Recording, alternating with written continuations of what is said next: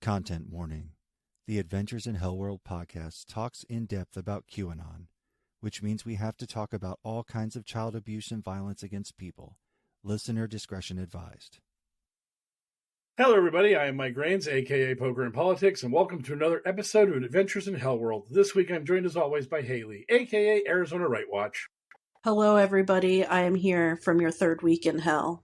Wait. Well, it's just the third week that I've said that I'm in hell in a row because of abortion stuff. So, hi.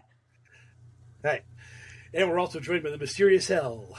Mushy mushy, my beautiful babies! It's me, Elle, and I'm here, mustering as much enthusiasm as I can, and not leading the episode by talking about how much of a bummer abortion rights is. I'm sorry. It's happening right now again. Positive. Last week when we recorded, it was happening when we were recording, like the House and Senate being in session, and it's happening literally again right now. And I was just sent a video from a friend who is in the chamber, and it was the whole crowd up top singing like Amazing Grace or some shit. It's just like, this is just my Wednesdays now. My Wednesdays for the last 3 weeks have been dealing with this shit, so it just times perfectly with the podcast. Yeah, remember that every time you dare to feel even remotely proud about your state of Arizona, Right. just there's nothing but shame, and that's what you're here for. You are our like flag bearer for the Magic the Gathering players out there, and all shame must target you when it comes to that shit.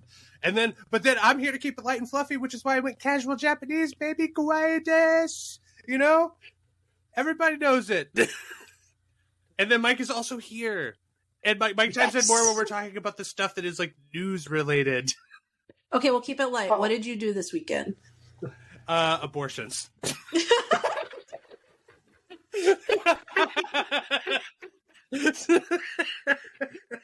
Sorry.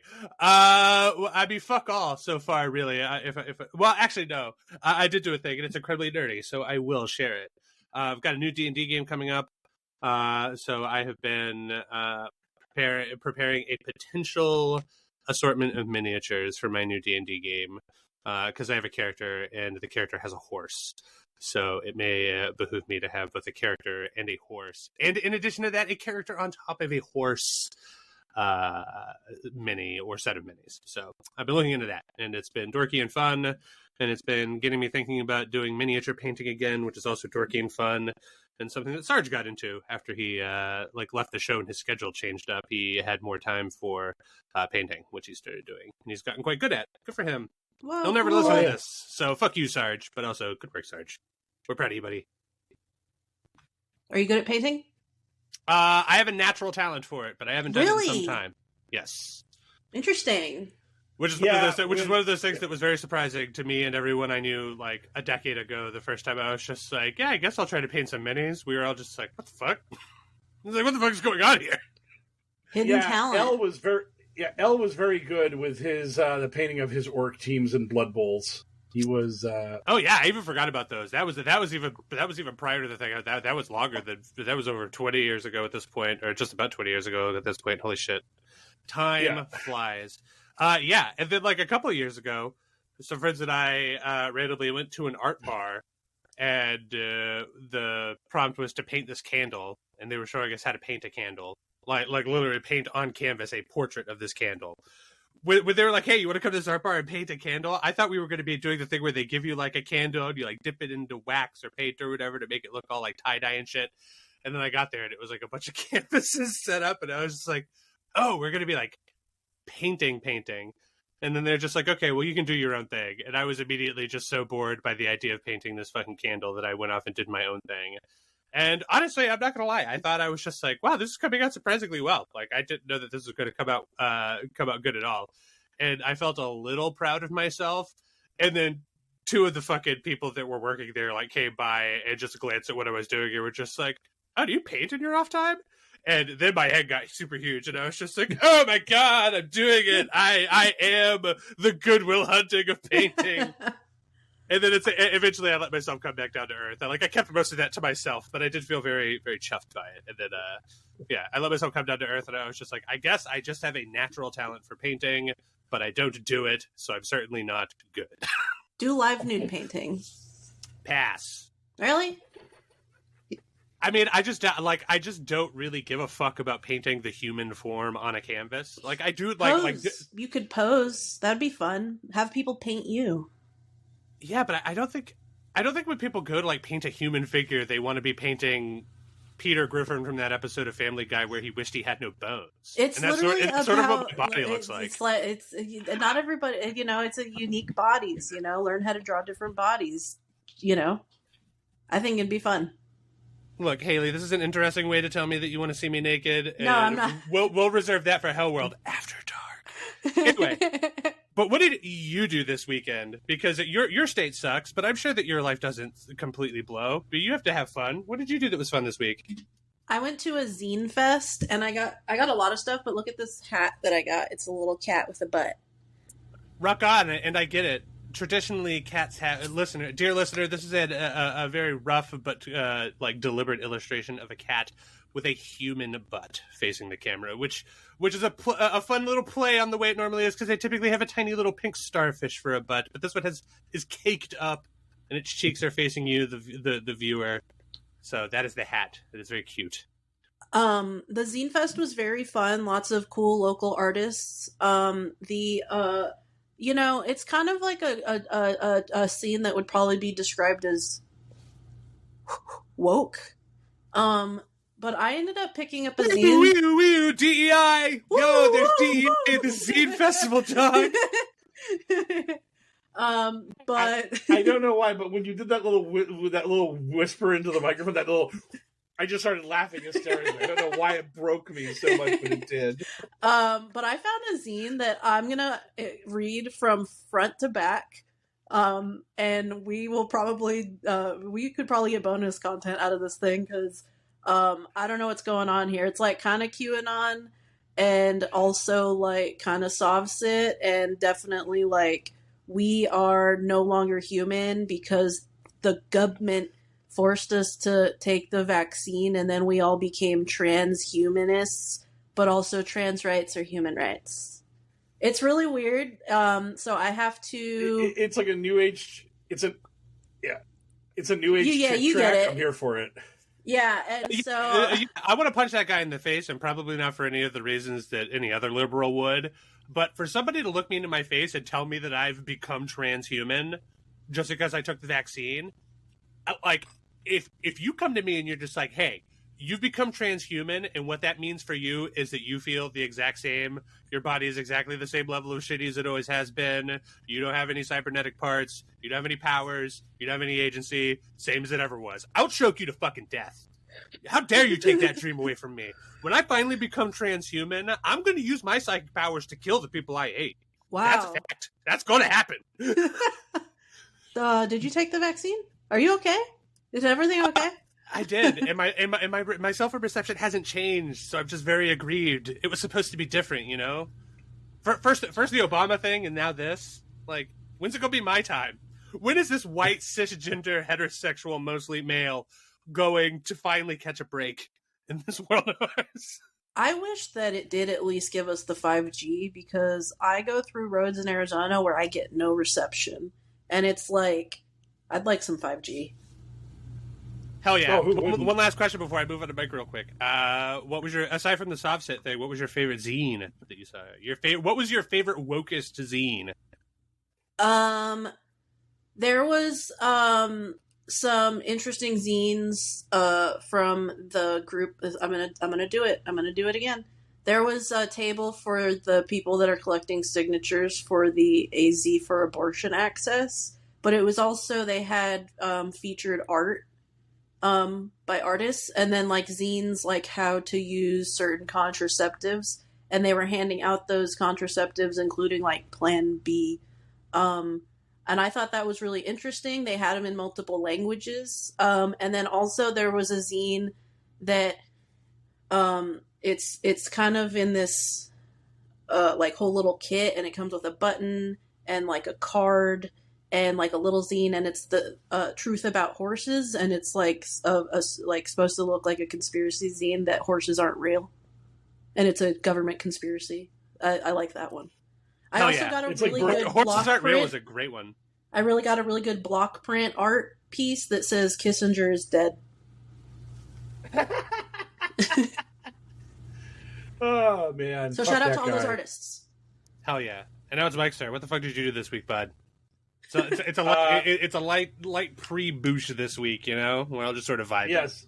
Hey, Hades 2. I got to get on the test access of that, and Hades was one of the greatest games ever. And I've just been super pumped that I got to play.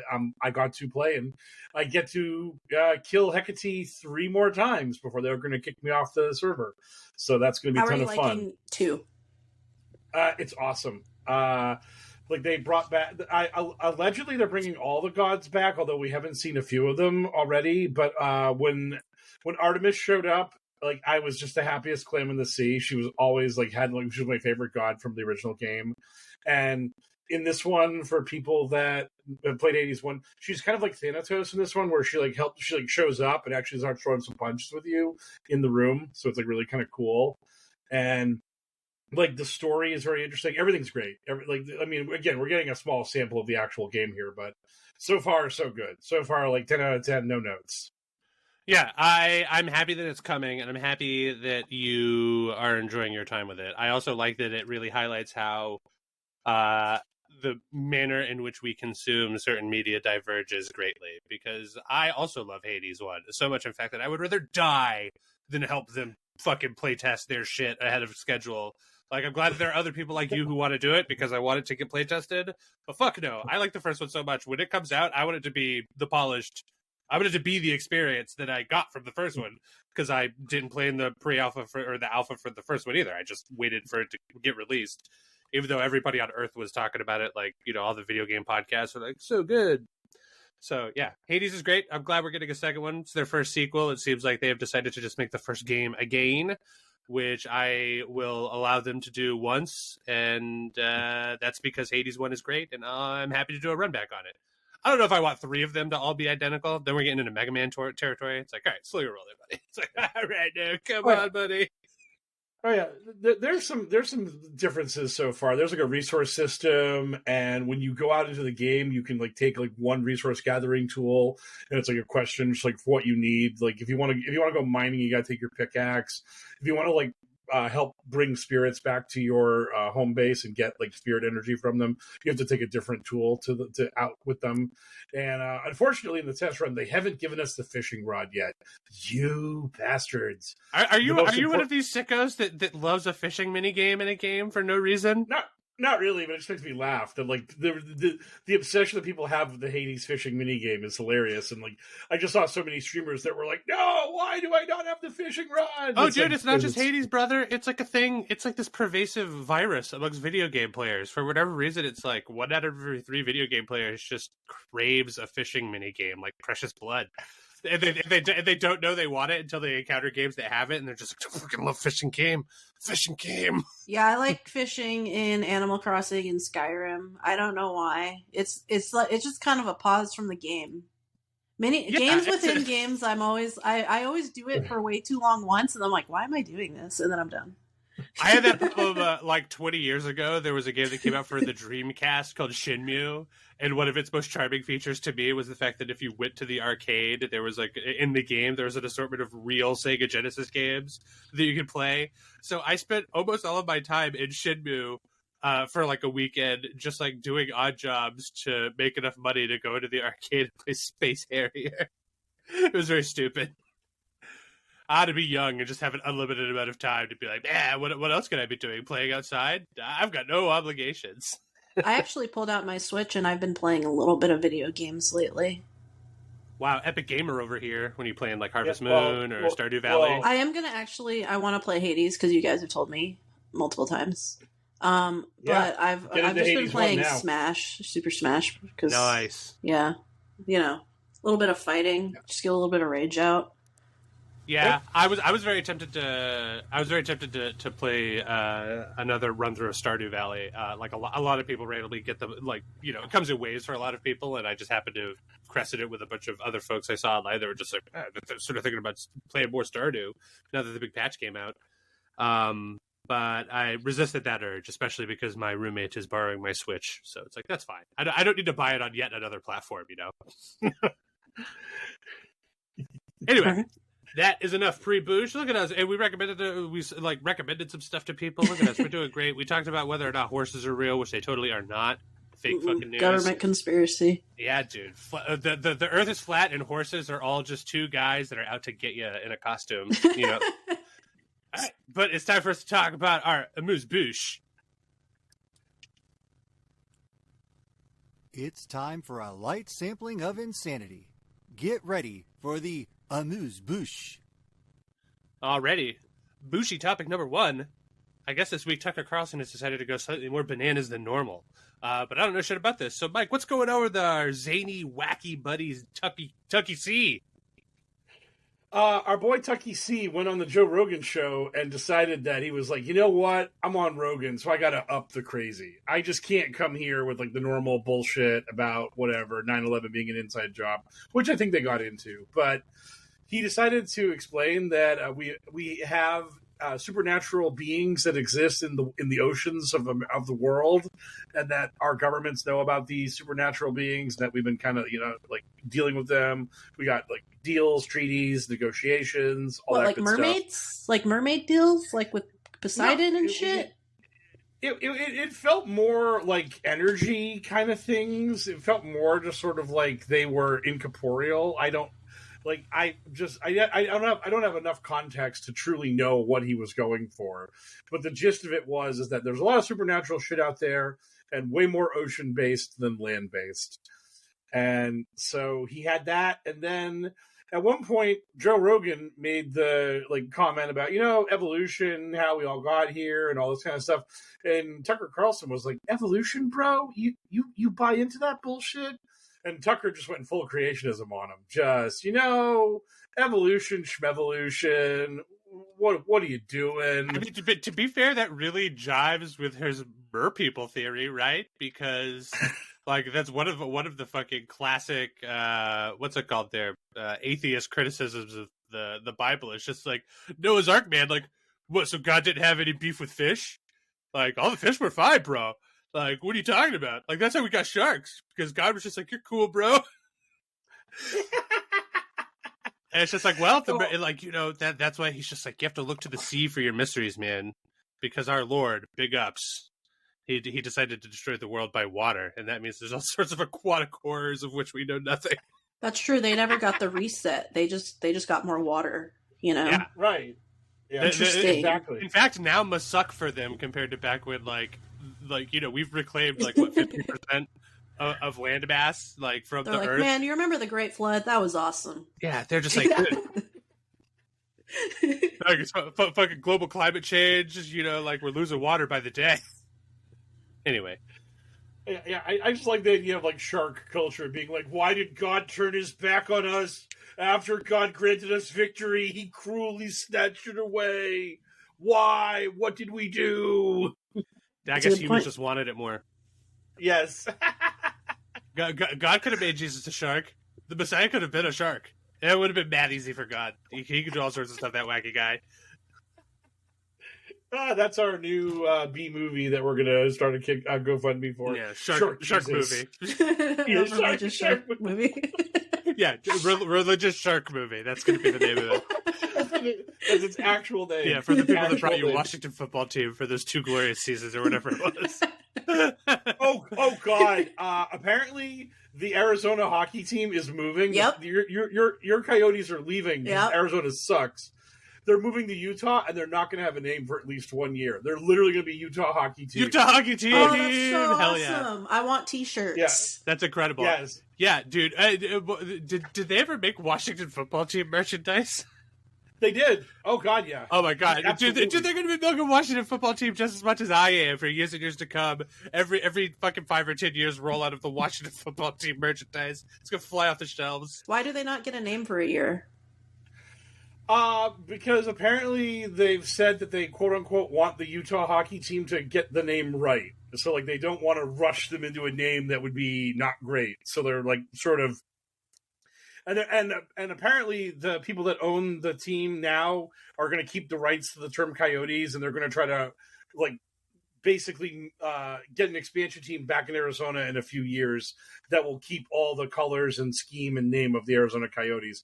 So when they move to Utah, they're just like a new team entirely. Because I know Mike Raines will love it, and because I can't help myself, I'm going to tell them to stop ignoring my letters and change the name to the Utah Maronis. That's obviously I agree. Obviously the name that Mike Raines wants the most, and I'm right there with them.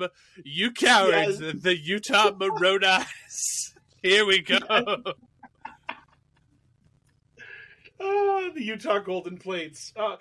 Damn it, the Vegas Golden Knights. Okay, Vegas, you gotta shave the golden off your name. You're the Vegas Knights now, and the Utah team is the Utah Golden Plates. So there can only be one golden team in hockey, and it's going to be Utah's. If they're not, remember when the segment of the Bush was just talking about Tucker Carlson? What a time! Yes, what a time that was. So, aside from fucking going full creationist, which is like fine, I guess. Yeah, that's pretty tracks with him being a weirdo Christian too. It just sort of seems like, if anything, he's more desperate than crazy. It seems sly and desperate, because he's just like he's as long as he pivots to hard conservative Christian, he can always retain some amount of his base. Right. Oh yeah, that's just going creationism, going full Kentoven, and just doing all that shit. I mean, hey, why not? There's an audience for it. Because it turns out that Tucker Carlson was probably not ready to get severed from the fucking cable teat. Like he needed that teat. That teat was supplying him his viewers. People don't want to watch Tucker Carlson anywhere but on cable. Like you can't go to Twitter or Truth. And a lot of his audience is like, "What's a podcast? Where do I go? This is too confusing." Right. Yeah, I mean, the median age for a Fox viewer is like 68. They're not on fucking X to see whatever bullshit he's talking about. Yeah, every time they load up Twitter, they see like whores that they hate, like fucking not wearing any clothes. And as soon as they're done masturbating to them, they hate them, and then they leave. They're just like, fuck this. This is the worst, and we hate it. And we're done coming, so we're out of here. See you later. Speaking of out of here, see you later. Let's move on to our next Boosh topic, which is going to be a fun one, I suppose. I guess. Man's got to have a take on everything. Ukraine aid package passed, and I guess we have to talk about Donald Trump being cool with it? Question mark? What's going on with that, Mike? Okay, so basically, the Ukraine bill, which has been stalled for forever by a Republican sack of shit, Mike Johnson, he finally let the bill go to the House floor where it passed overwhelmingly. The Senate just passed it. Biden signed it today. So all kinds of cool stuff is now going into Ukraine to help them kill Russian people, which is awesome and good and should happen. But QAnon originally, when this all happened, started like screaming and yelling that Mike Johnson sold them out, that he's betrayed America, blah, blah, blah, endless wars, all that kind of shit. But then some QAnon promoters decided, we're going to try to take a different tact here. We're going to cut it into a different lane. And what we're going to say is that, like Mike Johnson just went to Mar-a-Lago like a week ago and talked to Trump. And then Trump was like, yeah, the Ukraine aid would be okay if it was like a loan. We just can't give them the money. They got to give it back to us with interest. So maybe Mike Johnson did what Trump wanted him to do. And like this funding is all like totally okay. And it's cool. And we just have to accept like whatever Trump's 5-dimensional chess move is here and just trust the plan.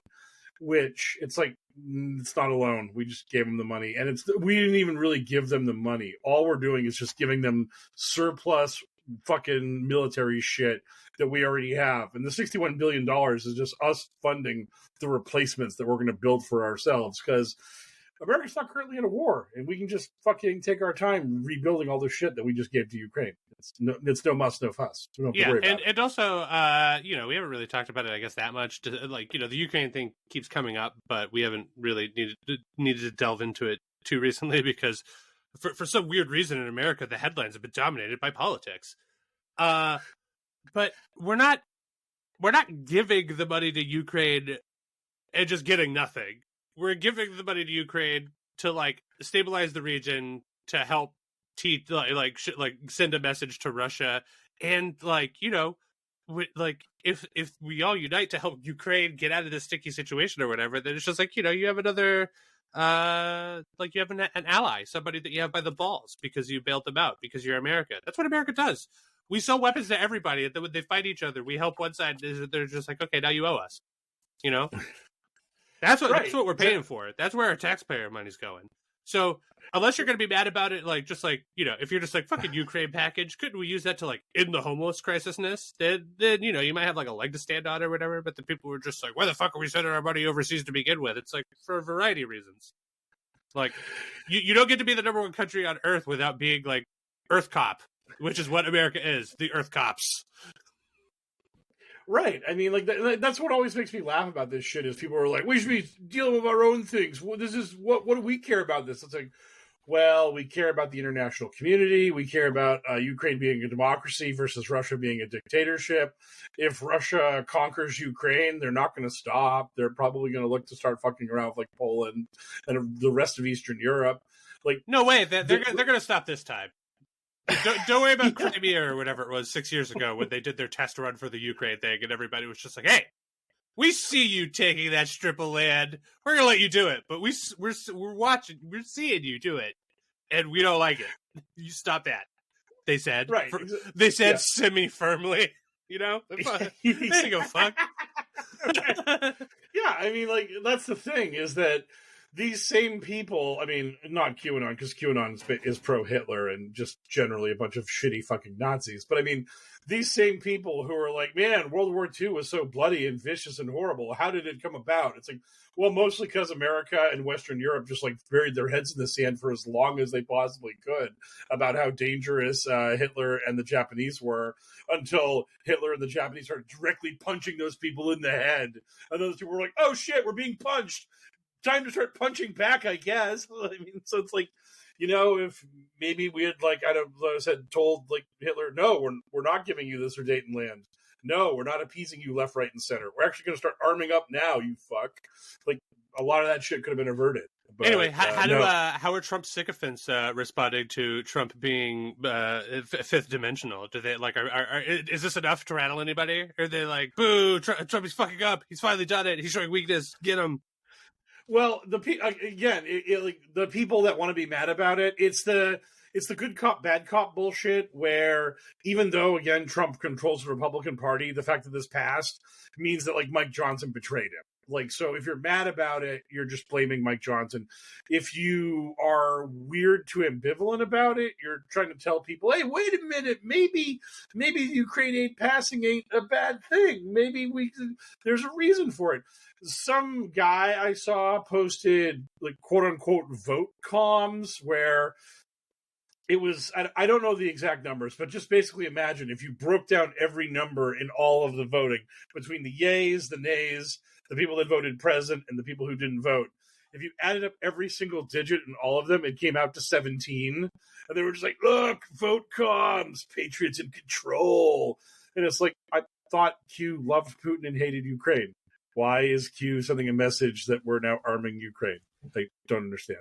Because fuck you, Mike. Shut up. That's why. You just got to trust the process. And the process is mixing up numbers in whatever way you need to get the number you'd like to pop out.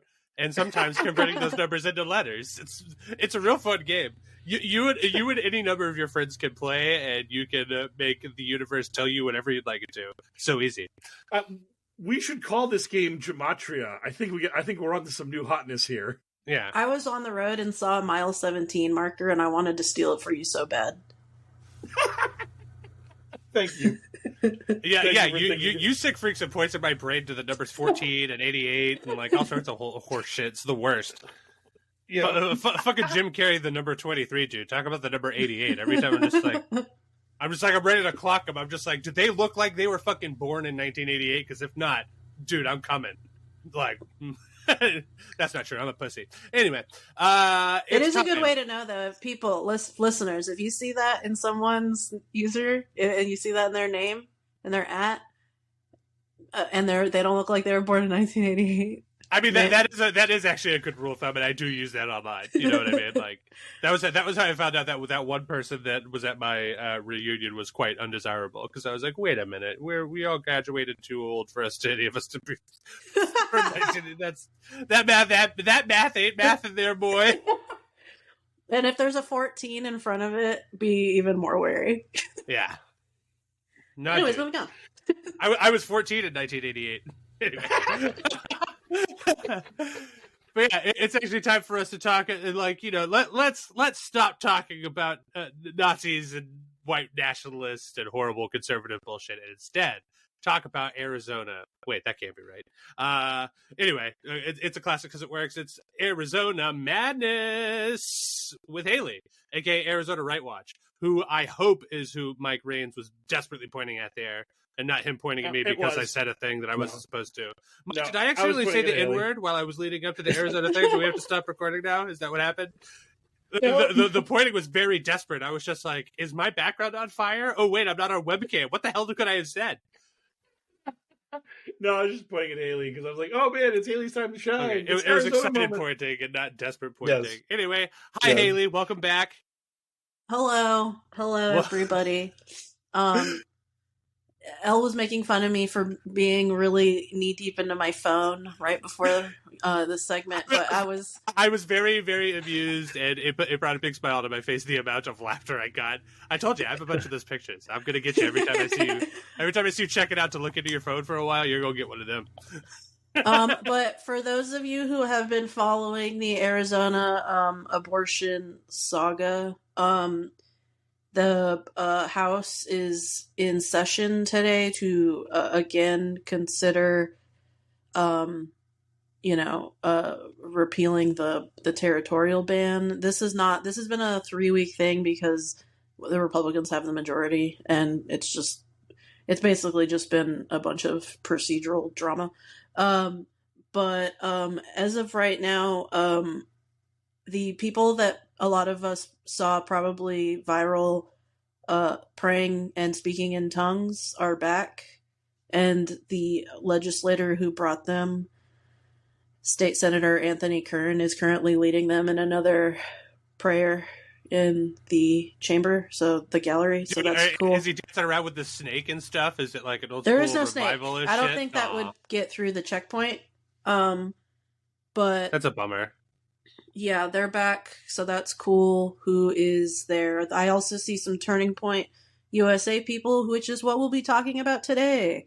So, for those of you who were following the story of the 2 Turning Point USA affiliates who gay bashed a professor, a queer professor at Arizona State University, they were charged back when it happened with like assault and harassment. They have admitted guilt and are now, they have to complete court-ordered diversion programs before April of next year. So that's their punishment for for stalking and then violently pushing down a professor and cracking his head open. They have not lost their jobs from Turning Point USA because it's a hate group and they suck and they are headquartered here. Thank you, Charlie Kirk. In other Turning Point news, the actual new news, we have multiple Turning Point USA / Turning Point Action like workers and leads who are also lawmakers here.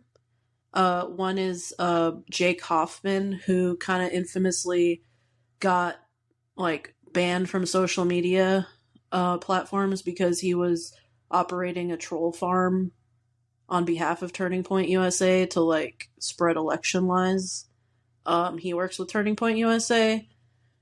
And Austin Smith, he is a representative here. He works with Turning Point Action. He's one of the leads with Turning Point Action. And obviously Turning Point USA and Turning Point Action have been some of the lead voices in the, election denialist movement that we've been suffering from. And,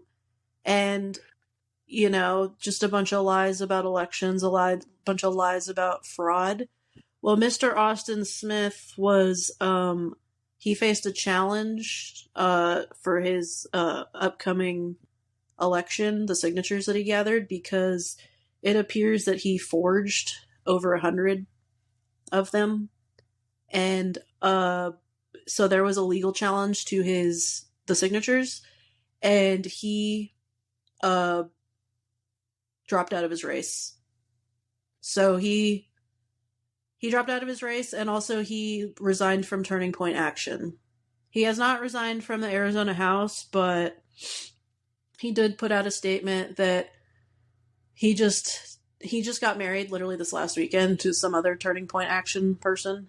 And he said that he just didn't have the time and money to take on these legal challenges, which is horse shit, because Turning Point USA is like a massive organization, conservative grift organization, and they fund a lot of like legal challenges and shit here. And 2 people signed affidavits that said they did not sign his petition, and their names appeared on the ballot, so he's possibly fucked, and that is funny. Unfortunately, he hasn't resigned from the House yet, because they would basically lose. Then it would be half and half. They have a really slim majority. The House, a 1-seat majority by what you just said. Yeah, so, yeah. On both the House and the Senate. So they don't want to lose. They don't want to lose a guy, but he should resign, and people should demand he should resign. The signature is so funny too. I'm not like one of those people that is like doing handwriting analysis on the timeline and like, doing like shoe analysis to pinpoint Marjorie Taylor Greene as the bomber or whatever type shit. But this was so obviously the same signature because the M's were so unique. They look like 2 A's kind of next to each other. And like multiple signatures had that. It was very obviously the same signature. So Austin Smith, possibly fucked. Also, if I think he's found guilty, he can't run for quite a few years anyway.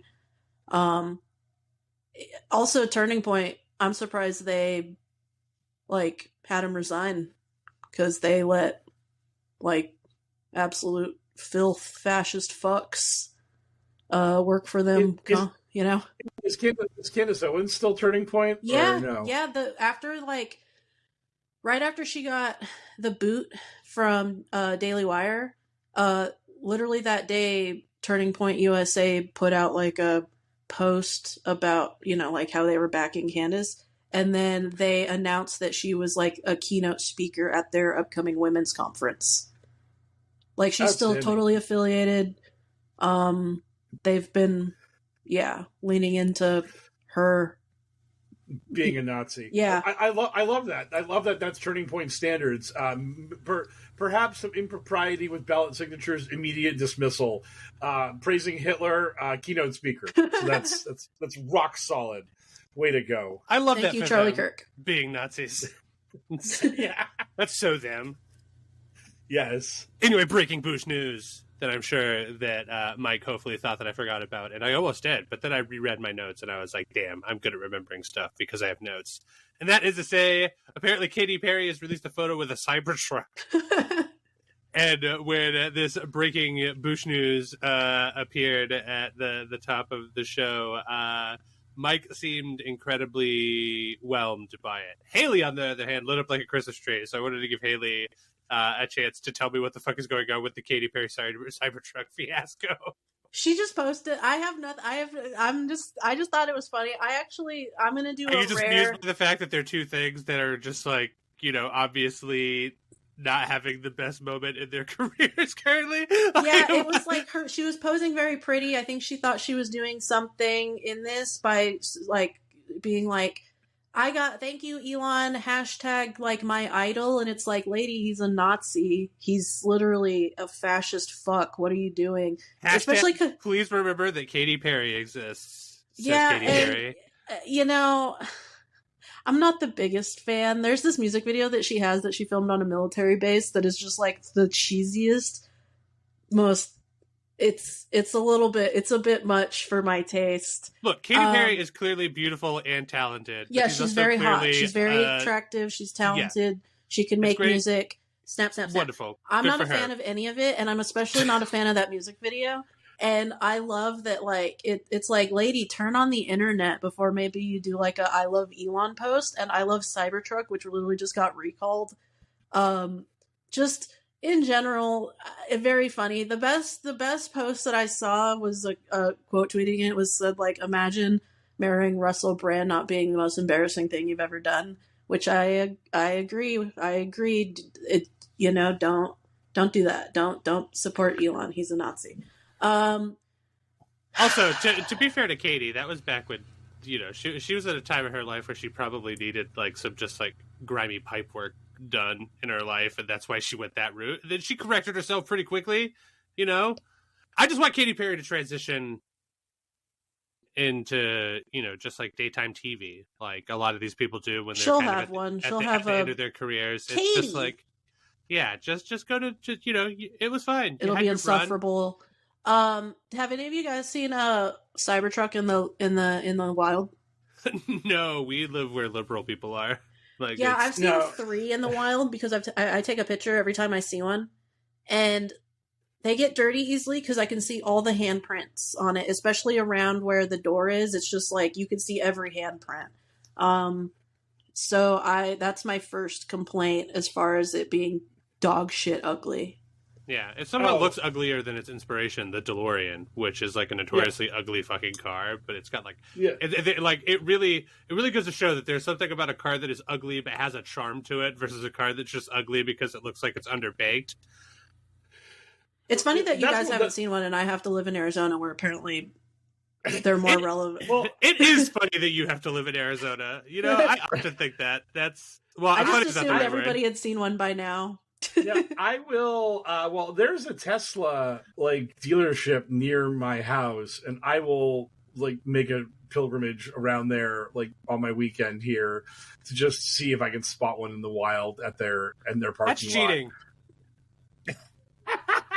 That's like going to the BMW dealership or the fucking whichever one it is, Volkswagen. You'll punch buggy. You know, you're just like tracking it down. That's cheating. Well, the only reason why I want to see it is because people have told me that, like, no matter how ugly you think it is, it's just worse in real life. Actually laying eyes on the thing, you're just like, oh my god, it's hideous. I guess, but I bet if I told you that cow shit smelled worse than you could possibly imagine if you were right up close to it, you wouldn't be driving to a farm, you know? I'm just saying. This is a size effort, you Elon bootlegs. That's not even remotely true, because I go to Richardson's all the time in the summer when it is incredibly fragrant because they've got the cows on site. Mike, you have to give me for the credit for the fact that I went with cow shit for the listener, and I literally could have picked any other animal shit, and I know it would have played for you, but it would have played less good for them. You fuck. Fair. All right. Let's move on to Q's in the news. From the digital headlines to the digital front lines, it's Q's in the news. Okay, we're chopping this up for reasons that should be obvious to anybody that doesn't want to hear us talk about Donald Trump for like 45 minutes in a row or however long we're going to be talking about the news segment this week. So in news segment number 1, self-immolator, I hardly know her. Some weird fucking guy, I guess, decided to light himself on fire outside of Trump's trial. And like... the most surprising news to me, I thought that was exclusively a liberal thing. Like I like every time I've ever heard of somebody doing that, it was like the last time it was the guy protesting, like for Palestine, and then usually it's like monks and shit. You know, it's like fucking like I was just like, whoa, this is a right wing playbook thing too. So Mike, what's going on with our right wing buddy who decided to light himself on fire for Trump? Well, this guy was an Illuminati believer. This guy was a full-blown world's. Oh yeah, that's the stuff, baby. We're in it now. Yeah, this guy was a literally there are no heroes kind of guy. Like he threw a sign or signs before he set himself on fire. And the important sign of that he had was that Biden and Trump are working together to stage a coup against America. He was very much adamant about the fact that everyone who's doing anything is super bad and evil, and they're all working to destroy us. He posted on Substack that he's like, "Hi, this is me. I'm the guy who just set myself on fire." And so on his Substack, that where he like literally had that as the title of his article, it went into a lot of detail about how, all the standard shit about how we're controlled by the banks and the world and it's all evil. And he's had enough of the world and its people's mindless games. Yeah. Hey, like that reference. How you like that reference? Whoever got it, throw that one out there for you. Enjoy that one. Tasty. Sorry, Mike. Back to you. Nope, no problem. And the big thing that I took away from this fucking schizophrenic like rambling of this guy was he went deep into a section about The Simpsons and about how The Simpsons are predictive programming and how the episode Lisa the Iconoclast was like proof of how these bad people put their message into the world for it to be absorbed and distributed, and that like he was just like fucking into that stuff. I even And saw Life is Hell comics on his Instagram, which is the pre-Simpsons. Right. Yeah, he went into that. He was like, Matt Groening made Life is Hell. Why would he have done that and then become the leader of the Simpsons, the maker of the Simpsons, if he wasn't like in on the plot to show us all how we are doomed? And it was money. Just like, yes. It was money. It was money killed the beast. Obviously it was money. But I will say, I got cut off previously. But yeah, like that's a great pick. Like if you're good at conspiracy theory or something, a huge pop culture juggernaut like The Simpsons, where there's like a bunch of examples that you can point to of them like quote unquote predicting the future. That is a solid pick for you to have a wild conspiracy theory meltdown about. I'm not implying that anybody go flaming mows themselves in front of the fucking courthouse or anything, but like if you're gonna be a wackadoo. My friends and I, like, back in the day, used to have drunken talks about the apocalypse and shit. And I was just like, yeah, my plan is to form a religion around Harry Potter. Because you just, there's a bunch of literature you can point to. And just, like, you can really massage that. And in the post-apocalypse, we're going to be a weird death cult surrounded by Harry Potter. Because I've got the books, y'all. Well, I don't now, but I can get them.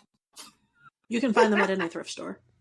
Or in the home of any white woman of a certain age. Yeah, and The Simpsons predicting the future is a subculture. There is a large quantity of conspiracy theorists who do believe in that stuff. Like, I saw after the Baltimore Bridge incident, some people made some bullshit AI art pretending like The Simpsons predicted that. Oh, I saw that too. And then they posted it on Twitter. They're like, how did they know? And it's like, they didn't. You're fucking lying. Like, this isn't real. You made that up. Gee, I don't know about crashing this barge into a bridge, Homer. No.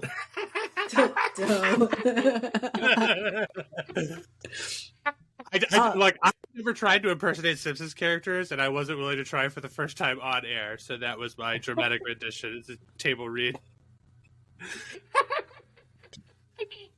The word table read just broke me. I don't know why. It was fucking perfect. My question. Haley. I saw a lot of debate back and forth because Elle said at the beginning whether he was right wing or left wing, and what was your interpretation of that? He was just Illuminati. And the thing is about the Illuminati, and the reason why it never reached the heights of QAnon. It never achieved any sort of real traction in American pop culture.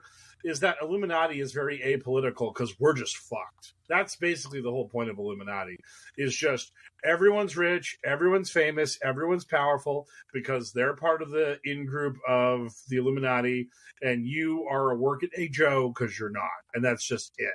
Okay, well, as the podcast's like closest thing to a tether to real reality, like as the mouthpiece of the regular person, Mm-hmm. I was here to tell you that the Illuminati is not apolitical. That, like, the perception is that strictly a right-wing conservative lunacy thing.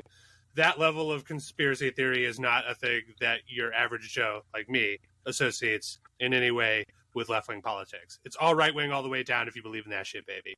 Like, that's just the way it is perceived by normal people. Because I did see actually like a couple so-called like anti-capitalist accounts kind of post about him positively because I think they read some of his stuff in that way. Like left-wing, yeah. left-wing crazy stuff is like doesn't usually involve like a manifesto. You know what I mean? Like there are things out of this playbook that, like, when you read about them in headlines or read some articles, because this managed to float across my, like, when I read into this guy, like, for the whole time I was never just like, I don't know about this guy who could go either way on his politics. No, fucking lit himself on fire outside of Donald Trump's trial, left a manifesto ranting There was a lot about about the crypto, Illuminati. right? Oh yeah, crypto's a massive scam, and that's another way that the Illuminati are using to steal all our wealth. That they're just like getting us to put money in crypto, then they're just going to rug pull. He just thinks crypto's just one big rug pull waiting to happen, and it's all going to go away. They're going to steal all our money, which could be right. Crypto kind of sucks, I think. Also, I mean, I think it's... crypto is kind of a scam. They get these people are frequently close to seeing some sort of truth. That's interesting that you just said that, because I think it's interesting that Instagram still has his profile up. Usually those get taken down, you know, and kind of like, I don't know, like if someone's a mass shooter, their profile gets yeeted pretty quickly. But this guy's profile is still up, and I've seen a lot of people idolizing him in the comments and kind of saying he's speaking truth to power basically on some of the stuff, which is a little all of those people are getting monitored by the FBI. You're all getting monitored, baby. The only reason this that is you not get my left up opinion is of any of this. It's just I do think it's interesting that they left it up. FBI, baby, you get monitored by the feds, you fucking morons. Remember when the Silk Road went down, clap, and then it came back up, clap, get monitored, clap by the FBI, baby. Sorry, these people are so fucking dumb. Like, oh, I love the shit you're talking. Like, I love the sort of stuff you're talking about. We should mobilize. Yeah, okay, get ready for the fucking people to be knocking at your door, bud. So stupid. Sorry. Yeah. I just think that like this shit is something where people look at it from an apolitical eye, in the sense that like they just see the person hates everybody, and that was like the con that Alex Jones ran for a long time, where a lot of liberals were like, "Oh my God, this guy's right about 9/11," and it's because no, he's not right about 9/11. You're just mad at the Bush people, and that's why you like Alex Jones, because he's telling you Bush is shit because he did 9/11. But the only reason why Alex Jones hates Bush is because he's not right wing enough. He's not nearly as big a nut as right wing extremists want him to be. So, like in their world, Bush is a cuck liberal. I mean, and so is Alex now for not liking Hitler. Oh yeah, that was awesome. I forgot about that. That was fucking great. It was so fucking funny. Couldn't have happened to a nicer guy. Finding out that your audience is pure Nazis now, like way to go! It's nothing but Nazis. Yeah, and for the record, I don't think that you're wrong. I'm sure that a lot of these people believe that they're being apolitical, but my position is that to the average Joe, that sort of ranting and raving in a manifesto about Bill Clinton being a member of the Illuminati makes you look pretty much like a right-wing lunatic. So no, yeah, I think the normie perspective is interesting, because I do like to know what kind of just like a guy would think of this incident. If for the record, like I also forget that Mike has enhanced empathy for people, and probably you do as well. Enhanced empathy for people that get hoodwinked by cults. Yes, and I have reduced empathy for those people relative to you guys. So I was raised in a Jehovah's Witness also. No, I feel you. Like we've all got our own shit, and like that's just the way it is. And I try to rise to your level of empathy versus trying to drag you guys down to my levels, because I like your levels sometimes.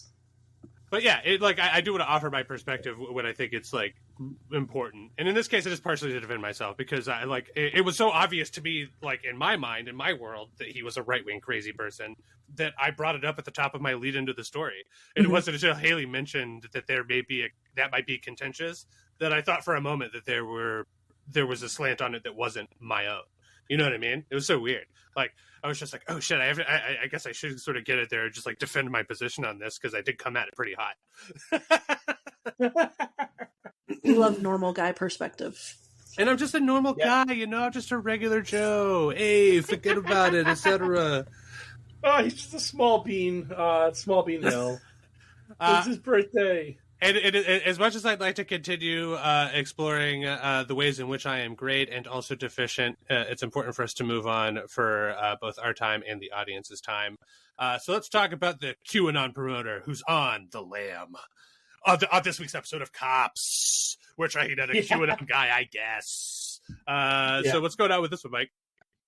Okay, so our hero in this case is William Guy Emick the Third. His name is Guy, and his middle name is Guy. That's awesome. He's Guy. Yeah, and he is an incredibly gaunt, dark-haired man, and our boy here is charged with 13 counts of child sexual abuse. Good job, moron. Shocking that the QAnon community would have been harboring a pedophile. I'm over here. I'm practically apoplectic with surprise over here. Yes. Yeah. And this guy was known for a long time online as or I the Spy, or E's Your Friend. He was a hardcore LARPing QAnon person who pretended to be like a secret agent who was doing crazy missions.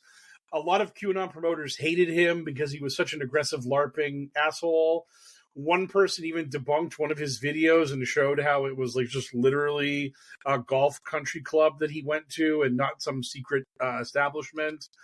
And our buddy Emick here just ignored that and just kept rolling through that he was truly a secret agent superhero fighting the deep state and saving the world alongside Donald Trump and Q.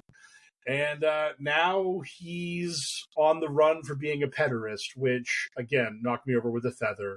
So weird that these people would end up turning out this way. Were you familiar with this guy before he got popped?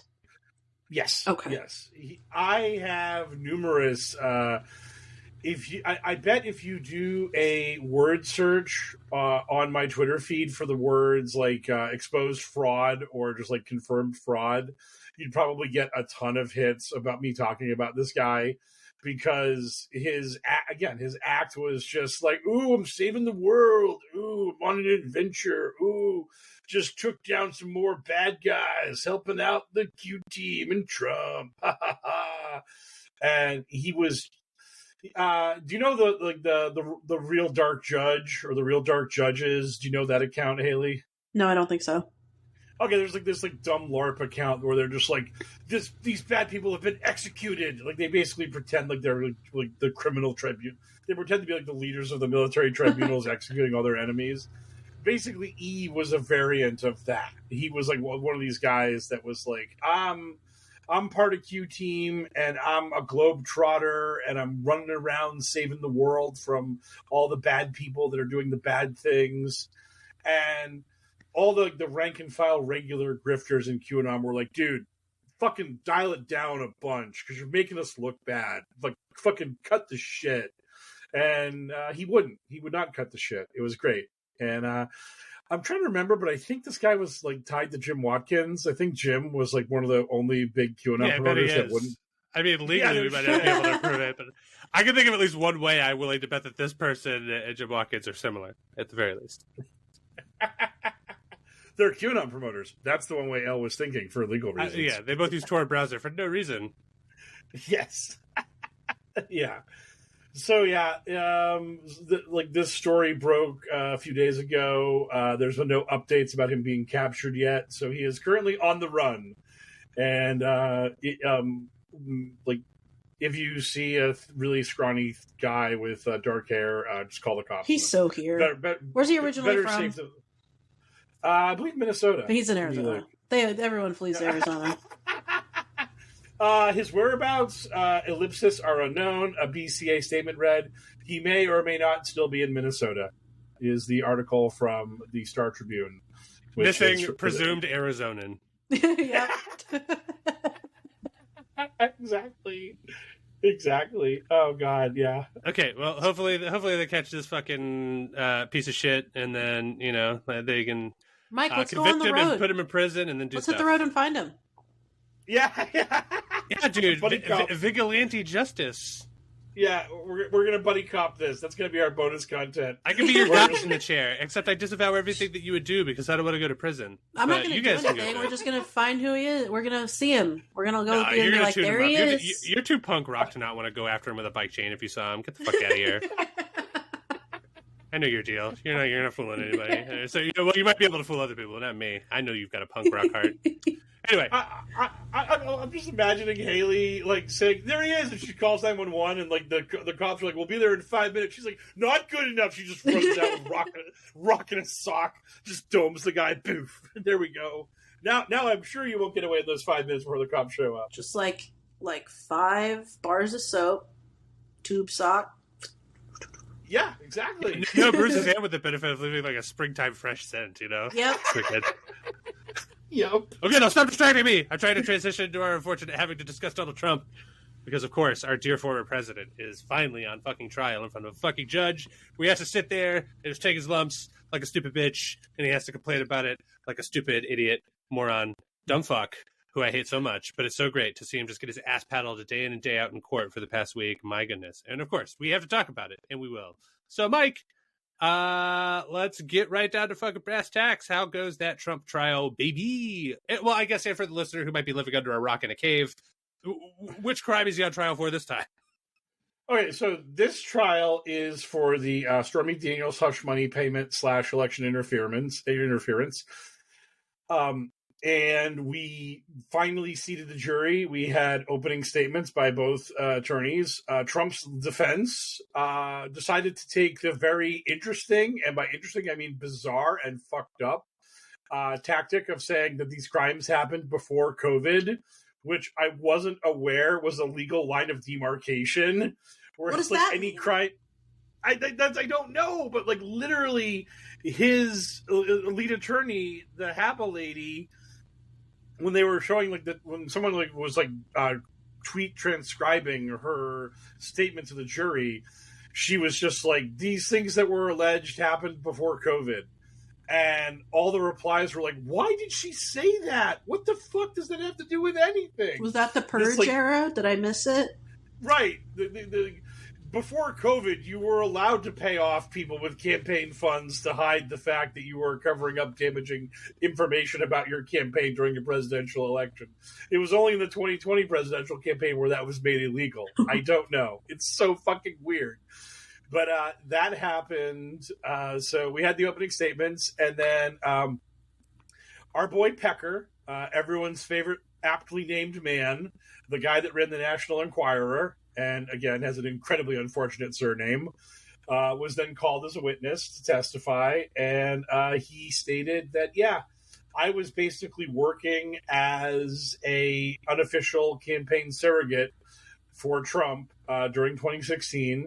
And whenever Michael Cohen or the Trump campaign would call me up and tell me to write a flattering story about Trump or to knock down one of his enemies, I would do that. And so Pecker was the one who posted the articles about Ted Cruz's dad murdering JFK.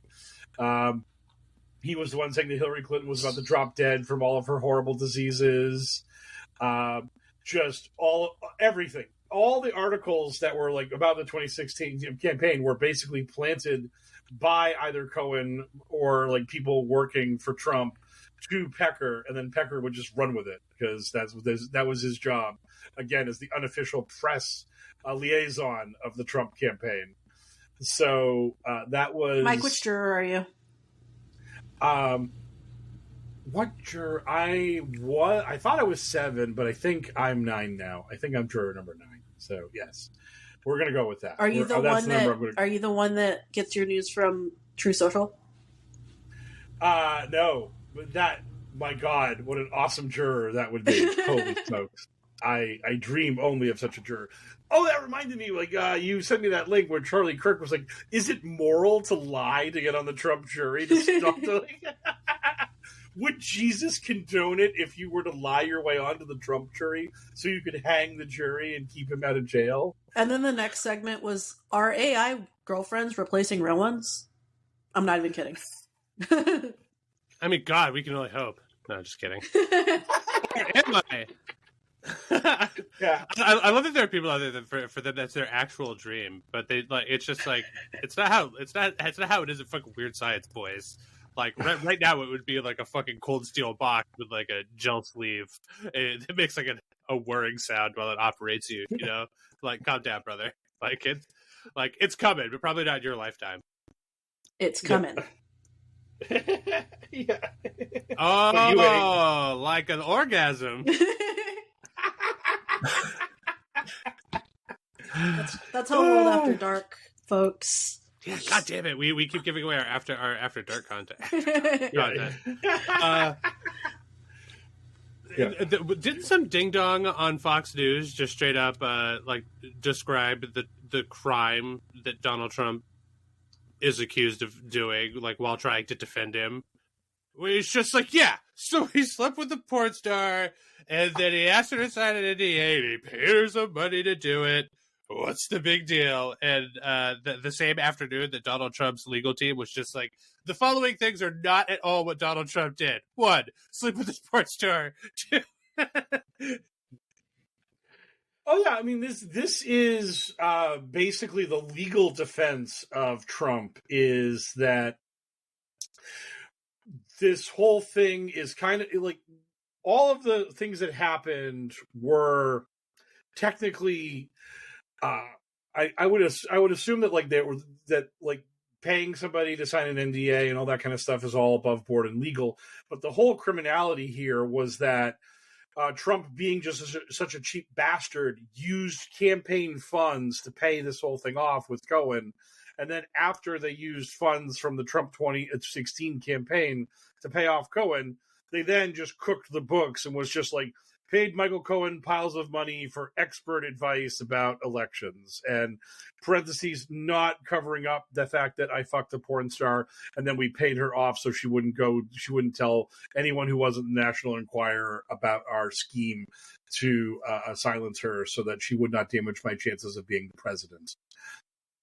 So, like, that is the crux of the case. And so it's like, oh, so who doesn't cover up their sexual affair with a porn star? Who doesn't? Might I remind you, it is not illegal to influence an election. Love that. Love that big time stressing, which is just like, it's technically true, like in like a general sense, where you could be like, I would like to influence this election by professing that I support Donald J. Trump. You know what I mean? Like, that is fine. But like there is a limit to it. Several legal limits, like that pin it in and stuff. It's super bizarre, but also really interesting to watch. Also, how we like it, those courtroom sketches, because no cameras inside for security reasons. So just an abundance of incredibly rendered Donald Trump courtroom sketches that I'm sure would fetch a pretty decent price were they to become available to purchase. And the other thing about what we have in the courtroom is that we have very much documented evidence of Donald Trump constantly falling asleep at the trial, which is hilarious. He's so rich for that. Let's think his powerful mind. Yes. Oh, yeah. His incredibly powerful mind that needs a little rest every now and then because it's just firing on so many cylinders at all times. His high octane brain, it needs maintenance. It needs a little upkeep. He's that's sleepy. All. He's a sleepy dude. And the other thing that we're being told about from less credible sources God, what if he is died that in court? That'd be so funny. Oh my God, the conspiracies would not end. Oh man, that'd be great. Oh boy, yeah. He eventually has to die. And I just fantasize every day about the kooky scenarios that it could be. Oh wow! Of all the things to fantasize about, my God, no. But I mean, don't let that man live rent free in your head, Haley, please. I mean, I don't think about him too much, but when I do think about him, I'm like, that'd be funny when he dies. I don't think about him too much, but when I do think about him, I come hard to say. I just like to think about when he'll eventually die. Sort of like the thing is that like content-wise, I'm also waiting because when he does, no matter how it happens, it is going to be like a content palooza for at least a little while. Because I want shirts. I want every shirt. Oh my God, it's going to be so funny, Mike. We have to do a trip when it happens. That's our next trip. Our next trip is the Trump's funeral. Yeah. We have to go to DeSantis' hell. We have to go to Mar-a-Lago. Yeah. Where they're gonna, or maybe they'll bury him in an unmarked grave next to his wife on the golf course. I mean, that'd be great. He's gonna have an open with a bunch of documents. He's gonna have an open like service where you can view his body for like months, and we're gonna go see it. Maybe he'll just Stalin himself permanently. I'm kind of hoping. He'll Lennon himself permanently there in Mar-a-Lago. That'd be great. I'm really hoping that's what happens. Dude, the line, it would be huge. It would be. We could blend in really good in Florida, Mike. Me and you could do like just kind of a Florida look, Oh yeah, and nobody would recognize us. No chance. Oh man, give me a little time to tan up, and I'd fit right in down there. I'm fucking white, out of shape, fucking overweight, and can definitely do a Southern accent because I'm originally from the South. Yeah, I can blend it like a chameleon. It's my favorite future vacation that we will be doing in the future. I could probably chug a beer faster than most of them clowns. Dude, we used to party. It doesn't matter if you're local. Sometimes you got to chug a beer fast, dude. So we do know that Trump is sleepy from credible sources. The argument that we are currently having is Trump smelly? Because apparently Democrat partisans have been claiming that Donald Trump is at the very least farting, if not shitting himself in the trial, and generating a obnoxious amount of odor that is making his lawyers' jobs that much harder. I hope he's doing it on purpose. Oh yeah, just absolutely just eating massive quantities of Taco Bell before he gets his 3 hours of sleep. Who are these reports coming from, and where are they coming from? Like, I'm talking literally physically in the courtroom. Is this dude odious to the point where people in the back room, like sitting there, like fucking taking notes, are like, holy shit, this guy smells like actual Duke?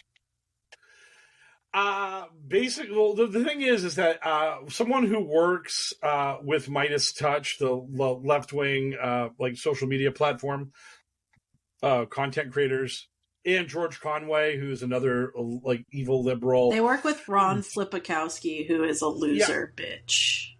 Oh yeah, for the audience, things. But Haley proving my punk rock point super well for me. Just threw up the bird. She was like, "Fuck that guy." And she threw up a bird to nobody but me and Mike. She was like, "This is how much I hate that guy." Yeah, that guy. He's funny. He's stolen some of my videos and also some of my friends' videos, and then he blocks us when we called him out for it. He's a funny guy. Oh yeah, he makes good money though. Oh yeah, he's a huge grifter. He's absolutely working that like network. Midas Touch also platformed Jim Stewartson at one point, so good job, you guys. You really know what you're doing when it comes to this kind of content. Big thumbs up. But so it was like these left-wing partisans who were saying, I've been hearing credible sources from inside the courtroom that, oh my God, does it stink? And then people are pushing back. They're like, hey, we need better sources than you to know that Trump is a smelly baby. We're not willing to buy in just yet on these articles. I bet he smells like baby powder. That would be that if he just like doused himself, if he just had like a heavy baby powder smell, because he just. Yeah, I'm also sort of surprised by that, because the reason I asked like where these people are reporting from is because you would have to be pretty flatulent for your farts alone to be odiously like creeping like potently back to the rear of the courtroom consistently enough for people to be reporting on it. Like, it's just like, dude, this motherfucker smells bad. So like, I don't know, man. Maybe all those funny diaper jokes aren't jokes after all. The guy is old. He is old and out of shape. Maybe kind of an guy, older stinky. Maybe our guy is pooping. Oh. Maybe our guy's pooping into a diaper. Yeah. Oh, well, I'm here for it. And for all the people that are pearl clutching and wanting more verification of Trump being smelly, we got an election to win. So fuck it. I'm all in on smelly Trump. Make him defend it. It's like the LBJ pigfucker story. Yeah. Well, so... hopefully none of our listeners will be like, man, they're punching down on Trump. But in case anybody out there is and are thinking we're playing like dirty pool, I mean, again, like he's like an alleged billionaire, fucking like he's like an untouchable. He can't really punch down at the guy. You want me to punch down? I can't wait for him to die. That's me okay. punching down. There you go. Whoa! I don't know about that. I mean, in a peaceful way in his death, not peacefully in his sleep. In a peaceful way in his death. Yeah, I can't even. You can't even wish his death to be peaceful without you like reiterating the dead part. All right, enough of that horse shit. It's time for us to jump into our favorite part of every episode, the part where we get to engage with our precious listeners who we love so much and who I never make fun of during this segment. I promise it's never happened once in our life. It's time for our listener mailbag. Our listeners got questions, we got answers. It's time for Q&A. Yeah, it's funny in the downtime between last week's episode and this week's episode. Like, I generally don't think much about the pod in between recordings, but when I was this week, I was just like, oh, there have been a fair handful of times recently where we've gotten one of these questions that have just been like, hey, "Fuck you, buddy," and then I answer the question. I do answer the question, but I'm like, "Fuck you." So I'm gonna try not to get mad and or aggro at our listeners this week. Be we'll nice. See, I'll try. Well, we got a ton of questions this week, so apparently hating our listeners has only inspired them to earn your score. Never mind. Get ready for get ready for my fucking boot. Got a bunch of listeners who like to be yelled at. No, Eric, the Deep State Operative, says, what do you think people are getting out of QAnon? Not the grifters or the influencers. I mean the jamokes, the grifties, if you will. Community. Yes. Community is a big part of it. Also, understanding of the world. Yep. It's a religion. Bingo. Like earthquakes and mass shootings and all that shit are scary and chaotic. And when you turn that chaos into order, where it's a weather weapon that made the earthquake happen, or it's an MK Ultra sleeper agent who is activated by the deep state so they can steal your guns. When you put a reason behind things that don't have reasons, it makes people feel comfortable and better about what's going on in the world. Sometimes the earth is just really random and scary, and it's hard to deal with. And you just have to do that and not fall into conspiracy cults to make sense of the world. But unfortunately, that's what a lot of people do. Yeah. Like, I remember one QAnon conspiracy bullshitter, Julian Thrum, who's like always like flickering in and out of reality every so often. Like 1 week, a long time ago, a lot of crazy shit was happening, and he made a tweet where he was just like, "Man, I don't know what I would be doing this week if it wasn't for QAnon." And it was just like getting hit with all these crazy news stories, like tsunami just devastated this community, mass shooting over here, like fucking all kinds of bullshit going on over there. And he was just like, man, like that would have really like just rattled my cage before QAnon. But now that I know this is all just part of like the battle between the deep state and the patriots, it just makes everything so much easier, so much like smoother for me to digest it all. And I really think that's like, it's as terrible as all of this shit is, it's incredibly comforting to these people. Like, it's reassuring. And in the end, they're going to win. Trump's going to kill all the bad guys and save the world. And that's why they're in. That's why they invest in it. And all their enemies are gone. And then they have paradise. Doesn't that sound beautiful to, to some? Oh, I mean, they're like that's like the hard end of this shit is that after we kill all the liberals, we'll find all the secret technology they've been hiding from us, and we're gonna have free energy, med beds, like we're gonna get the trillions of dollars of illicitly gained Rothschild wealth and socialistically distribute it capitalistically to the poor people of the world and end poverty, like all that shit. Like it's like fucking utopia. So yep. There we go. Thank Sorry, you. I didn't have much more to add besides Community. You guys covered the rest. Yeah. But Community is a huge part of it. So L's one words did a lot of work. Old Nick Watkins asks, I used to be one of those guys who cared very much about his UCI, I think you mean DCI rating, in Magic the Gathering. I even once paid a guy to take an L while he was beating me in a tournament. What's the most ridiculous thing you've ever done or witnessed in a card tournament or other event if you don't play? I'm gonna kind of cheat on this one just because it was something that I was gonna mention earlier, but like I couldn't find a great place for it. And it's certainly, first of all, it is a poker tournament and not a Magic card tournament, which is what the spirit of the question is. And I apologize, my tournament scene stuff has been pretty boring in terms of what I've been there before. So that poker tournament, Mike might remember the exact one, but there was one tournament where a guy got kicked out or was about to get kicked out for being stinky, really stinky. And when they confronted him about it, he had like a full-on meltdown where he kept screaming, "Show me in the rule book where it says about smelling." And I'll always remember that poker moment. Like, it's when I think of poker, if I think about it for more than like a few moments, I will inevitably come to that guy flipping out and saying, "Show me the rule book where it says about smelling." And that does cross over to general Magic tournament stuff. Like, obviously, TCG tournaments are notoriously stinky, just like Super Smash Brothers tournaments. So, yeah, I would say that guy losing his mind and screaming, "Show me in the rulebook where it says about smelling," is probably one of the greatest moments I've ever seen of somebody losing their mind. Yeah. Oh God. I had a few Magic the Gathering events. One of the catch. Many of the insider catchphrases that me and L use with each other come from crazy things that have happened at Magic the Gathering tournaments.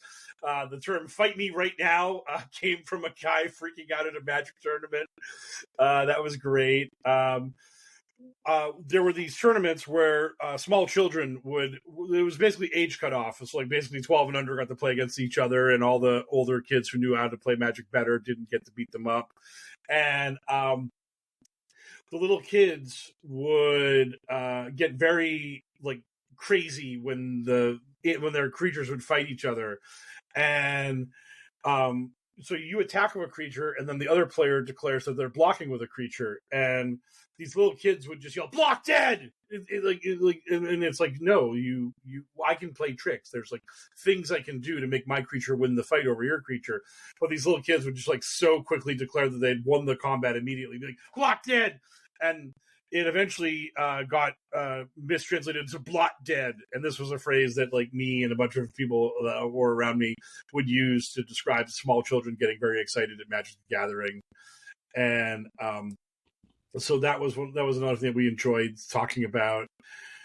My favorite incident that involved me was I was playing a card game I was playing Lord of the Rings, which when it was a short-lived card game, and my opponent was doing very like your deck was two decks built into one. You had the Fellowship, that were the good guys, and then you had like the minions of Sauron, whatever like evil group you were using as your Sauron-based faction. And your Fellowship had to run the ring to the end of the line to win the game, and your bad guy faction was trying to kill the ring bearer and steal the ring, and you could win the game that way. And my opponent was having a terrible time drawing Fellowship. He had like Gandalf and like Pippin and like fucking nobody else really helping out Frodo. And I was just watching the veins bulge in his forehead as he was getting like fucked over more and more. And he finally moved into the zone where like my deck, which was like the Moria Orcs, it was like a fast swarm deck that was designed to overrun the ring bearer and kill him. And when you don't have a lot of Fellowship, my deck was just like perfectly designed to destroy that deck. And so he moves to the bad spot, and suddenly I have like 5 goblins mauling Frodo. And the guy looks at his hand, acknowledges that he lost, scoops up his cards and goes, "Great game. a monkey could have done that. And then he stormed off all frustrated. And it was just like, sorry, man. Sorry your deck betrayed you. But I did win. And I'm sorry. Haley, do you have any tournament card gaming experience? No. Are you sure you don't want to jump in there? Come on, get in there. I don't. All right. Next question. Thank you for the question, listener. Cleodor Silverstreet, the HellwQrld Grand Inquisitor, asks, imagine you've been given the budget and creative freedom to resurrect a dead franchise of your choice as a TV series, either live action or animated. What show do you bring back gloriously? This is one of those questions that, like, I feel like a franchise, I think is what they said, right? Not necessarily... A dead franchise, yeah. Yeah. So it doesn't even need to have necessarily started as a show. It could just be brought back in show form. So say you were a big fan of Pogs, since we were talking about The Simpsons earlier, and you wanted to bring Pogs back, but not in Pog form. You could do Pogs, the animated television show. That'd be a terrible one, though, because they're just discs. You can make it like Yu-Gi-Oh! You activated my trap Pog. And like, no!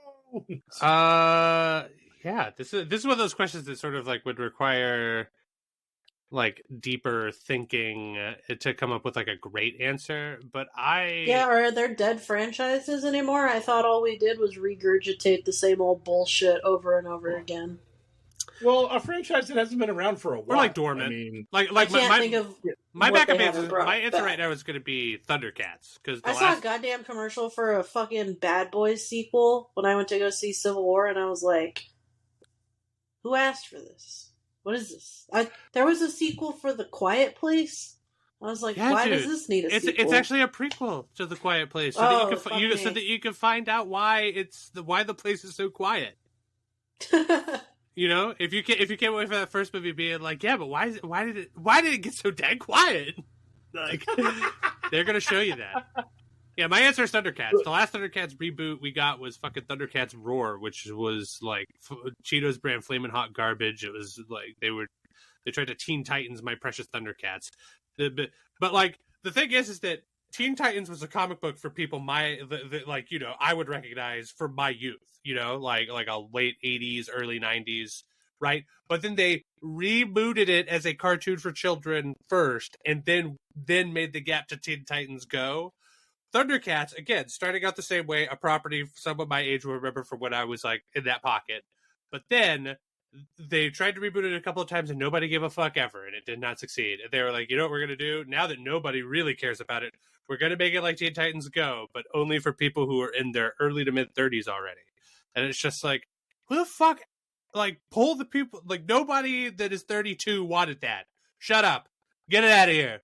Like, me personally was like 35 or like COVID makes time dilation a thing. Let's say I was in my early 30s when they announced that. Yeah, hey, go fuck yourself, buddy. That's not what I want out of my Thundercats reboot. Do it. It doesn't have to be super duper serial, but it does have to be serial enough where I'm like where it doesn't seem like we're just making it for a goof. Like, I want like an overarching story, like an 80s style weird sci-fi fantasy story about cat people. Thank you very much. The reboot they tried like 2008 or whatever was pretty close to what I wanted, you know, like the one, but it got too anime after a few episodes. But like the first had a good spirit to it. Yeah, it was a good attempt. But like then they were just like, yeah, then the mech suits, and it was like, no mech suits. Oh, I asked for Thundercats, not fucking Gundam. What the fuck is this shit? Like, what are we doing? Anyway, that's my portion over. Yeah. Since it feels like they're constantly just fucking dicking us around about actually rebooting it, I'm just going to reboot Babylon 5. I'm just going to do this. Just bringing it back. Just, J. Michael Straczynski, you get the budget, you get to do it, and we're doing it. And however you want to make it, I trust you. I trust your vision. I love that show. I keep hearing about how we're going to get sexy Babylon 5 on Warner Brothers Network or the WB any day now, and then it never happens. So let's just do that. Let's just get Babylon 5 back in circulation. So, Haley, back to you. I got nothing. So I'll just say, I bring back Firefly is what I'm saying. Hey, there we go. That's a perfectly cromulent answer. Are you a Firefly fan? Yeah. I've seen it. It's fine. But you'd be more doing it for the culture. Like, you'd be helping out you people. I'm just doing it because I can't think of an answer, so I'm throwing that one to the people. There you go. How would you feel about using your magic genie production wish to get a show off the ground about conspiracy theories regarding the existence of horses?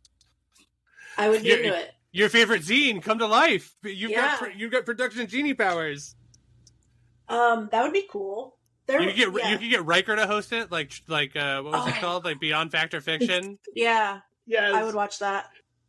Oh God, we made it up. Yeah. And that could just be it. He could just show the audience a picture of a horse and just be like, "Is this horse real?" And then give you some time to think about it, and it just be like, "We made it up," or "We got you." Not this time. That was fiction. It doesn't exist. Greatest show ever. Yes. Oh my God, we're there. Let's make a script. Eric Andre, I swear to God, if you're listening and you make that horse sketch, I'm going to wring your neck. Pancake Peasant asks, new Taylor album dropped. Babes, any QAnon reviews? Please share your non-QAnon reviews too. I haven't listened to any T-Swizzle albums. I have heard her music. The only thing I've seen was someone declaring Taylor Swift's new album was very unchristian because there were some naughty words in there. I saw that. There were some other lyrics that were blasphemous. So someone was trying to get on Taylor for not being one with the Lord. So that's a guy that got booted from Turning Point USA. It's funny because Turning Point USA folks like Charlie Kirk and Jack Posobiec are very anti-Taylor Swift because they're all like, what's going on? Why is she so famous? Something must be going on, Illuminati type thing. Like she's being pushed by Big Woke. But like the women of Turning Point USA absolutely fucking love Taylor Swift and can never, ever, ever, ever stop talking about her and her music and everything that she does in all their shows and podcasts. So that's where I get most of my information on Taylor Swift, even though I've only heard songs in like the supermarket.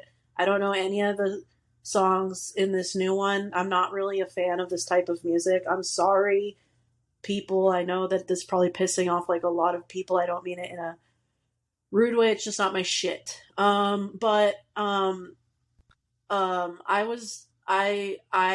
do think it's funny that the Turning Point USA people are big fans of the Taylor Swift music, and actually there's this like kind of bullshit women's magazine that I subscribe to, Evie magazine. It's actually like ran by Peter Thiel, and it has these articles that are always like 15 reasons why you should stop taking birth control. Or like 10 reasons why your man should be the boss in the relationship. It's just like shit that's clearly not shit you would see in a women's magazine for normal people. It's just the Bible as a magazine to try to fucking con you into Christian bullshit. It's like why you should use beef tallow on your face and drink raw milk, like that kind of shit. I'm not even kidding. That's an article. So, oh my God. There was one. I don't know though. If you switch that over to beef tallow for French fries and raw milk, I might be interested in reading your article. That sounds pretty nice. That was what made McDonald's fries so good. They fucking fried that shit in beef tallow. They reviewed the Taylor Swift album, and it was a Turning Point USA woman that did it, and she was a big fan of it. So it's probably not my shit. Is just what I'm saying. It's just not my type of music. I'm not really into the pop thing. Generic. My only opinion about Taylor Swift is that if she really wanted to do the world a favor, she would go fucking out of her way to admonish her fans for being pieces of shit all the time. But she doesn't, because she's chasing that bag. And I guess I'm not supposed to blame her for that, but I will, because I hate the way that people enjoy her stuff. It's not her fault, I guess. Us not being a fan might get us canceled by some Swifties, and maybe our numbers will go up a little bit. Fuck it. Come at me, bro. I don't give a fuck. Like, she seems perfectly fine. And she's fucking aging like wine. Like, I never thought she was that attractive until recently. And now that she's like, fucking like out there like during her Eras tour or whatever, I was like, for the first time I saw pictures of Taylor Swift and I was like, oh wow, Taylor Swift is actually pretty attractive. Like, which is super funny because like she's been famous forever, and I've just been like, I don't know, I just don't really see it. And then recently, it was just like, oh, everybody so good. Everybody gets taken eventually. is what I'm learning. Okay, so thank you for the question. Amanda Scatlin asks, according to QMom, the Cabal has 6,000 patents hidden from us. One of them, according to her, is a wormhole that teleports people through space. What is an example of other patents we don't know about? What's the water-powered car? Obviously, that's the classic, dude. Medbed? Yeah. Classic. Yep. Medbed. Perfect. The moment Haley said medbed, like after Elle said water backed car, immediately I was like Family Feud, and she was like, "Bing! Number one answer, number two answer." It's like he's like, "Show me potato salad." I was just like right there. I was like, "Oh my god!" Oh, dude, space like laser that... parenthesis Jewish. Yeah, exactly. God. Oh, if only actually, sorry. That's where the opposition. The good guys would probably have space laser parentheses Christian. Oh, space laser for the Lord. Screw you, Riverside, for not having the Family Feud Bing as one of your default soundboard drops. So I can immediately just put that in there. Earthquake the pill machine. to cure cancer. The pill we have the cure to cancer. That's Oh, all of that. I mean, all the shit Tesla was supposed to have had. You know, all of it. Just the Tesla package. Yep, 100%. Oh god. And since this is a huge mailbag, our final question is from Me Bad. Bermuda Triangle, good clean fun or portal to hell? Why not both? A portal to hell could be good clean fun. I can totally see that. Do you really want to go to heaven if the people who think heaven exists are correct? It depends on who I'm talking to. It's true. Right. I will. Do I get an opportunity to allow to poll them about what their opinion of heaven is, and then settle on the one that I like the best? Because I'm sure one of them could come up with something that sounds appealing enough. I just don't really want to go to heaven in its current form. I don't think. Well, I'm lazy. Paradise sounds awesome. I don't know. Okay. I'm so lazy. Like, I just want to be comfortable. Well, do you have to hang out with people in heaven? Is it like a? It's paradise. So no. Okay. By the logic of what the Bible tells us, you're just like happy, and it's great. So yeah, heaven is just ignoring everybody. Heaven's just having a little cloud, being like, man, fuck everybody else. Jehovah's Witnesses unfortunately get stuck on Earth, but it's paradise. Also, even if you did have to hang out with them. Given an eternity, wow, this episode might run long. Given an eternity, I think that cool people could elevate boring previous Christians, then like previous Christians would drag cool people down to their level. Like, you know, I feel like with an unlimited amount of time and no burden to do anything other than produce culture, eventually you would win them over. By just being like, hey, you can continue sitting there in your beige box and just like smiling politely into a corner and doing whatever. Or you can join us where you have dancing and music and, you know, good food. Just cool stuff going on. Orgies. Pizza. I've always wanted to understand how consent works in heaven when it comes to that kind of stuff. Jesus Christ. I feel like the rules probably fucking apply everywhere, Mike. Enthusiastic consent is kind of what you want. I know, but I'm just saying, like paradise for me is like, there's that hot chick over there, and I totally want to get with her, and it's like, it's paradise, so I get what I want, and it's like, but the hot chick is like, no, go away, you weirdo, and she like, heaven maces me, and then I'm like, my eyes are burning, but it's paradise. This is why you can't ever be the fucking one, Mike. If it's your paradise. Why would you ever let your weird hangups about consent like figure into it at all? Just use paradise to construct like a fucking like a sex robot that is like literally 99.99999% indistinguishable from the real thing. Like you could just have it your way. Have God create you a perfect woman that like the most perfect woman that would perfectly love to consent to have sex with you. Couldn't wait to do it, you know? Yeah, it's heaven. The woman that you would meet would be a creation specifically catered to you. I hope that when I get to heaven, I have options that like forbid me from needing to think about whether or not I want to fuck other people that had died ahead of me. Or that die and show up. I can't, like, I hope that they're wringing my hand just being like, oh, my high school crush. Ooh, I can't wait for her to die in a car accident. Come on, Right. car accident. You know, that's...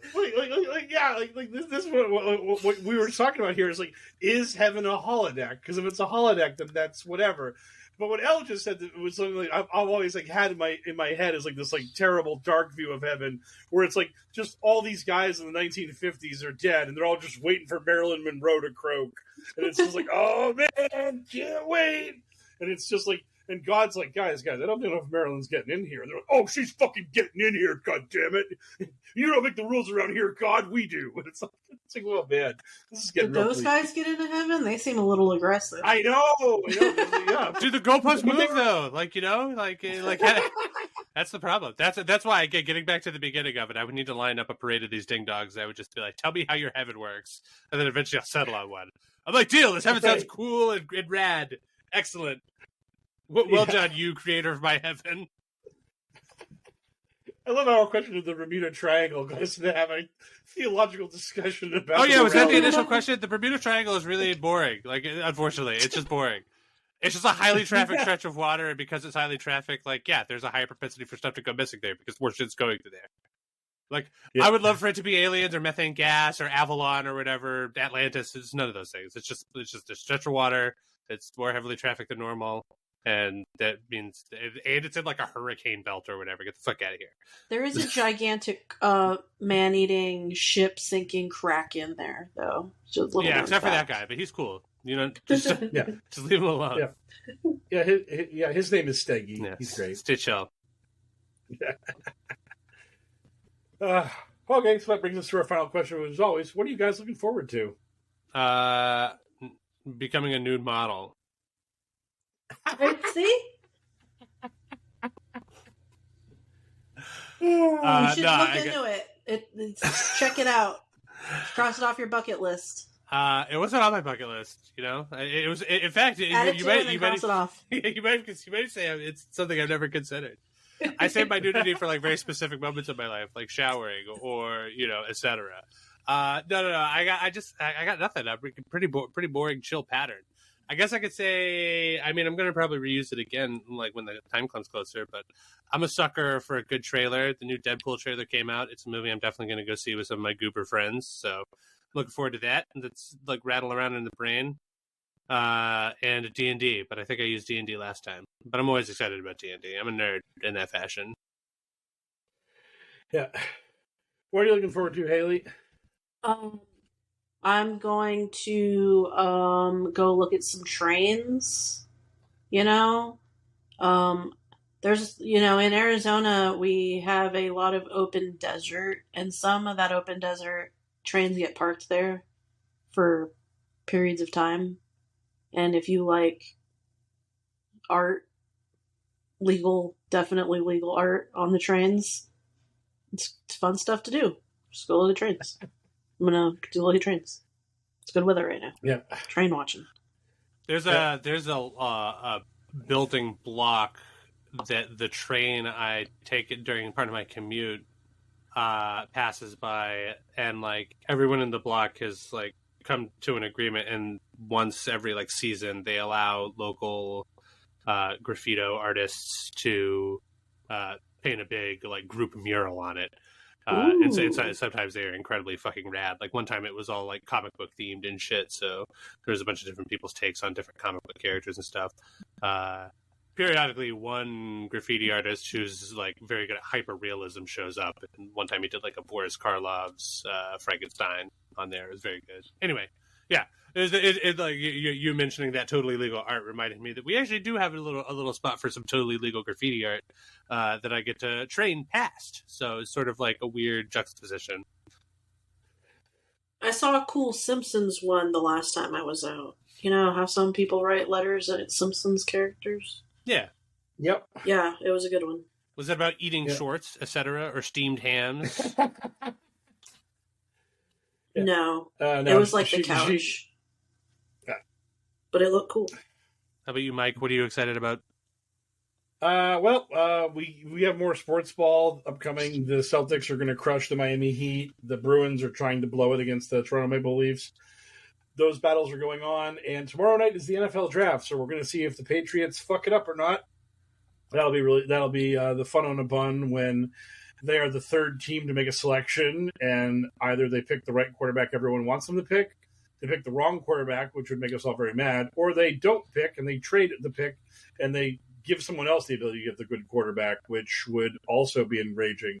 So that'll be a really fun little moment in time when the broadcast are like, now New England's on the clock. Will they fuck it up? And then we all get to watch and see if the New England Patriots, now not run by anyone competent, are just like a little toddler walking towards an electrical outlet with a fork in their hand. Do they stab the outlet or not? What will happen? Be like, oh man, please don't do it, little toddler. Don't drive the fork into the outlet. Someone stop the toddler from doing that, please. I beg of you. Nice. Well, there we go. Of course, there we go, Mike, at the end, finally somehow tying it back into a toddler electrocuting itself, presumably to death. Wonderful. What a light and fluffy show we run here.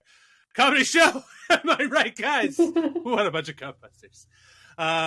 Thank you, dear listeners, so much for listening to the show and supporting us. If you'd like to continue to support us even harder, but still for free, you can do so by leaving us a 5-star review wherever you get your podcast from. If you have money and you want to give it to us, Lord knows we will take it. You can visit us at patreon.com/pokerpolitics, where your donation of $5 or more per month will get you access to all of our bonus content, past, present, and future, including all the stuff we recorded in the Sarge days and all the current up-to-date content that Mike has been recording with Haley, and all the future stuff we may do together once I stop being such a lazy bum about it. Thank you so much for all of our beautiful babies who are already up in the crib. If you have money and you don't want to give it to us, we totally understand that. There's a bunch of different ways you can do good with it in the world. The one we've always suggested is visiting love146.org. They are an organization whose vision is the end of child trafficking and exploitation. Thanks as always to DJ Minimal Effort for the use of our original theme song, accidentally remixed by Mike Raines himself. Thanks also goes out to our buddy Frosty for all of our voice artist work when we need it, the voice of Q, our bumps, etc. You can find them on Blue Sky at FrostyVO. You can find the show you're listening to, The Adventures in HellwQrld, on Twitter at HellwQrld with a Q instead of an O. You can find me, Mysterious L, on Blue Sky only because Twitter is for losers. Losers like my other two co-hosts who are on all social media platforms at the following information. You can find Haley at Arizona Right Watch, a.k.a. AZRW, and Mike Raines, of course, at Poker Politics. So if you're a social media fan, that's where you can find ya boys. Honorary boy goes out to Haley in this instance. So that's going to do it for another successful episode of the Adventures of the HellwQrld podcast. As always, I've been one of your hosts, the Mysterious L, joined by Haley, aka Arizona Right Watch, and our expert in all things QAnon crazy, Mike Raines, aka Poker and Politics. Good speed, Patriots! Wow, wow, wow.